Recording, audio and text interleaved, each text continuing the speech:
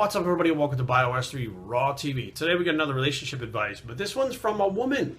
This is the first woman that I've had actually contact me, ever ask me a question directly about what's going on in her life, which is interesting because she wants a guy's point of view. Now, I always believe that it's good to get the other sex's opinion on stuff or point of view because men and women do think differently. Although, everybody wants equal rights and stuff, our brains function differently. That's just how it is.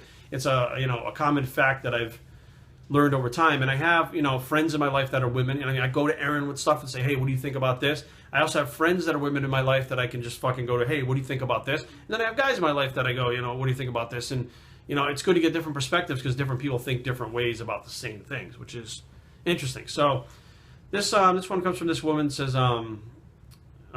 she goes, thanks for doing all the relationship stuff. She's 20 years old, the boyfriend will be 24. But to her, she doesn't feel like a boyfriend. He doesn't feel like a boyfriend. Just like a really close friend. Not that he isn't attractive, but his mentality has been absolute turn for the past 2 years. Extremely insecure, constantly asks silly questions with a hint of sarcasm like, oh, are you showering now? Probably meeting up with some dudes. Why haven't you replied to me with guy friends? Okay, yeah, that's definitely some insecurity. There's no doubt about it. Sarcastic, insecure notes that constantly, which has her on edge. Doesn't feel like she feels like he's not putting effort in to learn or understand, which is another turnoff for her. He's known her for 7 years. Has forgotten her birthday, reminding him many times that that's not good. If you're dating someone for 2 years and they forget your birthday, if they've known you for 7. I mean, fuck. And now I hope I don't forget Erin's birthday this year. I mean, fucking on. Anyways, won't even do the math at the restaurant. He says, since you're the smart one, you do it. So basically, he failed to get the 5 pounds on his bench press. Immediate correct food. I feel that I can be myself around him. He's funny. And in the end, all the fighting, he is the last one standing to help me. I'm absolutely tired of feeling like his mom. He wants a place together in the summer to start a life together, with me being so turned off and basically his mother not ready for that sacrifice. And yes, I've talked to him about the million times.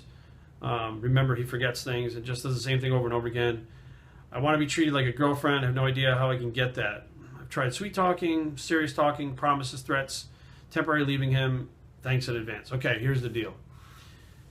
What could be going on here right now is something happened to him in the past, and you guys have been together 2 years now.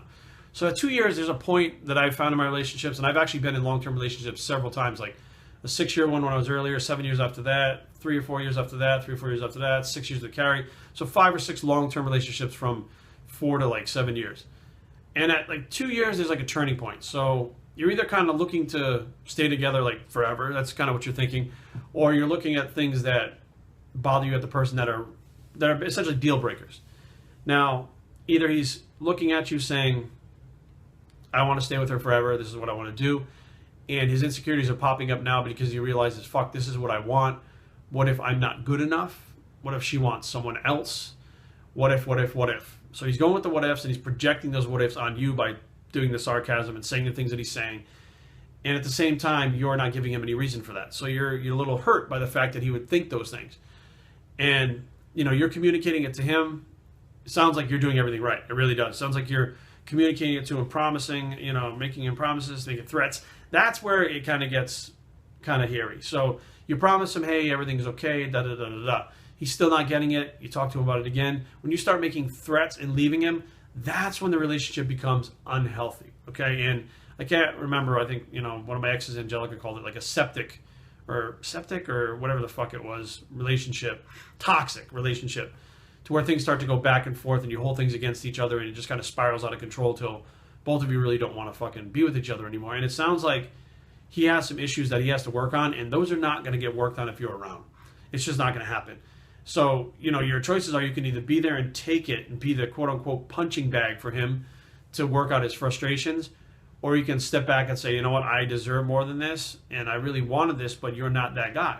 I mean, he may have been that guy when you started dating him, when you knew him long ago. However, things have changed. For whatever reason, he's changed. He's not the same guy he was 2 years ago. He's not the same guy he was 7 years ago.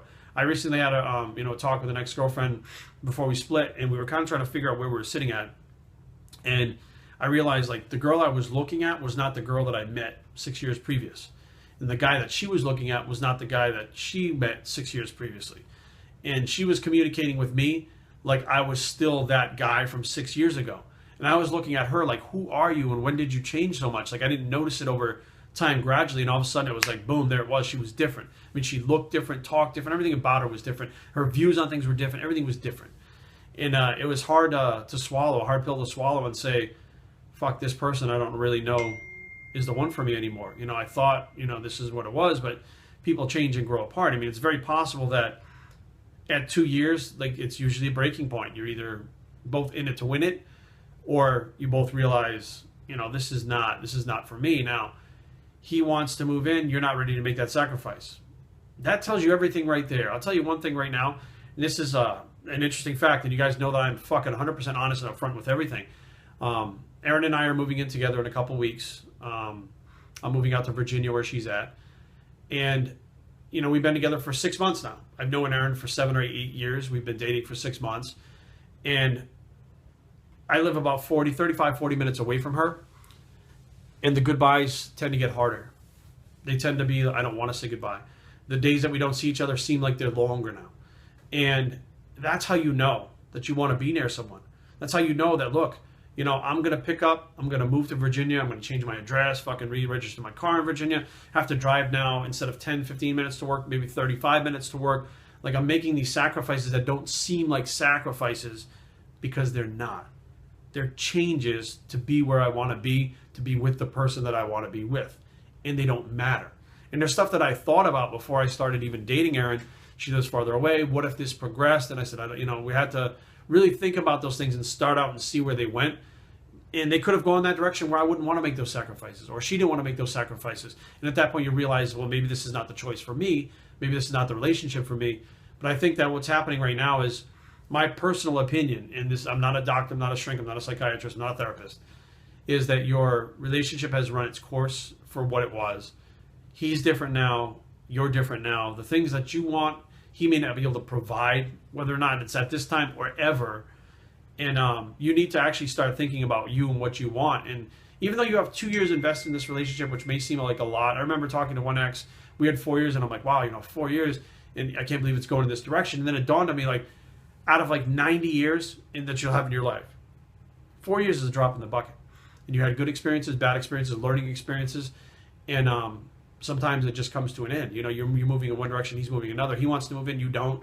You want this from him, he wants that from you. He wants security from you, you're trying to give it to him and he's not accepting it. Like nothing seems like it's jiving, except for the fact that you guys just have this common 7-year friendship and 2-year relationship at this point that seems to be kind of holding you guys together, and that's the only glue that's there.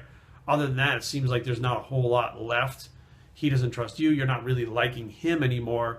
He's just kind of a friend rather than, a boyfriend. My personal opinion is it's time for some space, and this sucks, and maybe, some people disagree, but it's probably time for some space, some real space between you two to figure out what's really going on and whether or not you want to continue, the relationship at all. I mean, moving in with them would probably be the worst thing to do at this point, unless it's something that you don't mind moving out like really quickly if something goes wrong. But my opinion is things have kind of taken its turn and gone where it has gone, and that's where it's at. So pay attention to what you want, stay true to what you want and what you deserve. The things that you said that you want, like you deserve those things. You deserve someone to treat you the way you want to be treated. You deserve someone to sit down with you and be completely open and trusting with you after you've earned their trust. And then you say, I'm not doing anything on the side, and they believe you. You deserve all those things. And if you can't have those things, it's time to move on. Bios3Training@gmail.com. Leave comments down below, but don't fight. www.bios3training.com is a blog. It's the good luck bicep, and we're out.